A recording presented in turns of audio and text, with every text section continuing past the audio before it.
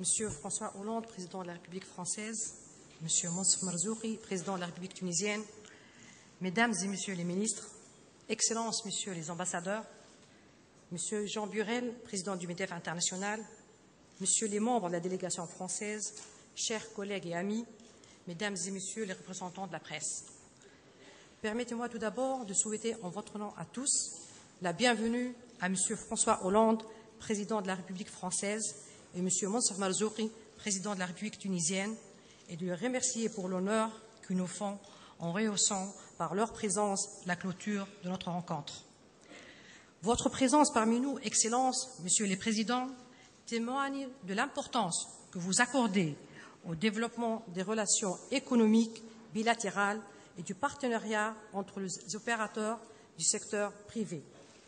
Mes remerciements également à tous les ministres, aux ambassadeurs, aux membres de la délégation des chefs d'entreprise français et aux chefs d'entreprise tunisiens qui n'épargnent aucun effort pour faire évoluer nos liens de coopération et de partenariat. Un hommage particulier aux entreprises françaises installées en Tunisie qui ont fait preuve d'un courage admirable et d'une adhésion remarquable aux premiers pas de notre transition démocratique. Excellences, Mesdames et Messieurs, la présence des investissements français en Tunisie, le volume important des échanges commerciaux entre nos deux pays et le flux des touristes français sont et seront toujours des axes prioritaires de notre partenariat stratégique. Exploiter les nouvelles opportunités d'investissement en Tunisie, encourager la création d'entreprises et inciter les partenariats triangulaires pour l'accès à d'autres marchés de la région constituent autant de chantiers communs sur lesquels nous sommes appelés, nous, représentants du secteur privé et de deux pays, à travailler solidement aujourd'hui.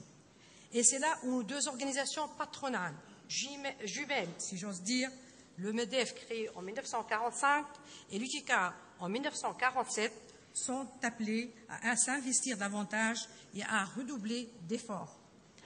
La rencontre que nous avons organisée ce matin en présence de chefs d'entreprise, d'acteurs économiques et de ministres français et tunisiens que je salue pour leur participation a démontré que le potentiel de partenariat demeure encore très important pour les entreprises françaises et tunisiennes. Les secteurs innovants tels que les industries mécaniques et électriques, les TIC et même les traditionnels textiles, agroalimentaires, tourisme présentent encore aujourd'hui d'importantes opportunités d'investissement.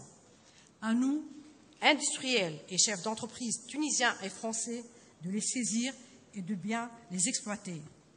Excellences, Mesdames et Messieurs, aujourd'hui la Tunisie vit au rythme d'une transition démocratique pas aussi simple qu'on le pensait.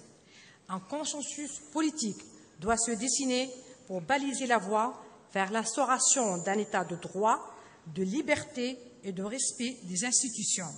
Cela ne fera que conforter l'environnement des affaires, consolider l'argumentaire d'attractivité du site Tunisie et valoriser l'image de notre pays, quelque peu ternie ces derniers temps. Des progrès sont en train d'être accomplis sur les plans de la situation sécuritaire, du fonctionnement des institutions et des services publics, mais il faudra aller plus vite et plus loin. Nous demeurons toujours optimistes et convaincus que la Tunisie, qui a su changer l'histoire, non seulement d'un pays, mais de toute une région, est capable de relever le défi de la réussite de sa transition démocratique. Excellences, Mesdames et Messieurs, à l'UTICA, nous sommes convaincus que la réussite de la transition démocratique passe inévitablement par la réussite de la relance économique et de la réalisation de nos objectifs en termes d'emploi et de développement régional. C'est dans ce cadre que nous avons engagé des réflexions en collaboration avec le gouvernement et notre partenaire social, le syndicat des travailleurs, les GTT, sur différents plans économiques et sociaux. Nous avons réussi grâce à un dialogue consensuel et constructif avec la volonté de toutes les parties à réaliser plusieurs objectifs d'intérêt commun. À cet effet, nous avons signé au début de cette année un contrat social qui constitue une première dans la région et qui identifie clairement les champs d'intervention de chacun des partenaires sociaux dans l'objectif d'instaurer une paix sociale durable. Excellences, Mesdames et Messieurs, la création d'emplois pour quelques 700 000 chômeurs, dont plus de 200 000 diplômés de l'enseignement supérieur, n'est pas une tâche facile, surtout avec les contraintes auxquelles nous faisons face actuellement. La taille de notre marché intérieur, la régression de nos exportations due à la crise économique et aux changements que connaît notre région rendent encore plus difficile notre mission.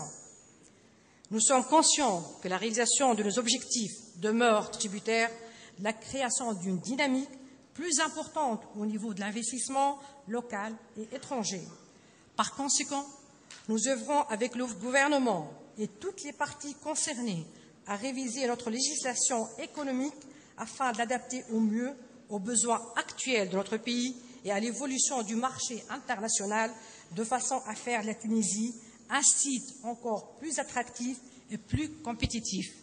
Permettez-moi dans ce sens de lancer encore une fois un appel aux amis que vous êtes afin de vous engager pleinement à nos côtés et de miser sur l'avenir de la Tunisie en sachant que les obstacles qui freinaient dans le passé vos investissements sont aujourd'hui abolis.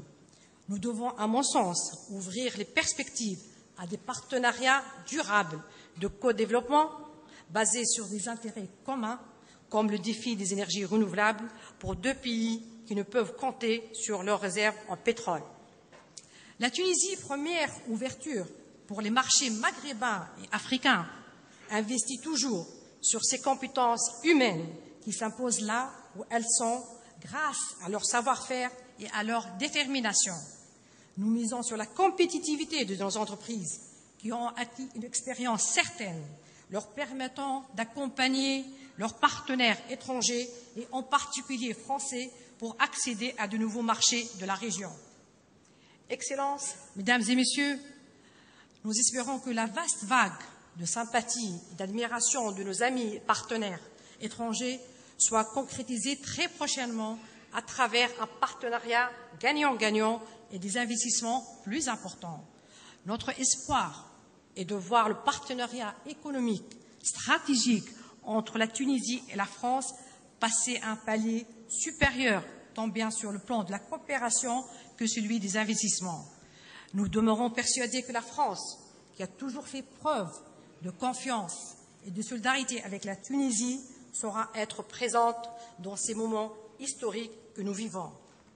Excellences, Mesdames et Messieurs, la réussite de la Tunisie dans son processus de transition démocratique, d'édification d'une économie forte et d'instauration d'une paix sociale durable sera une réussite aussi pour tous ces amis qui l'auront accompagné durant les différentes étapes de ce processus, et la France en est un, bien évidemment.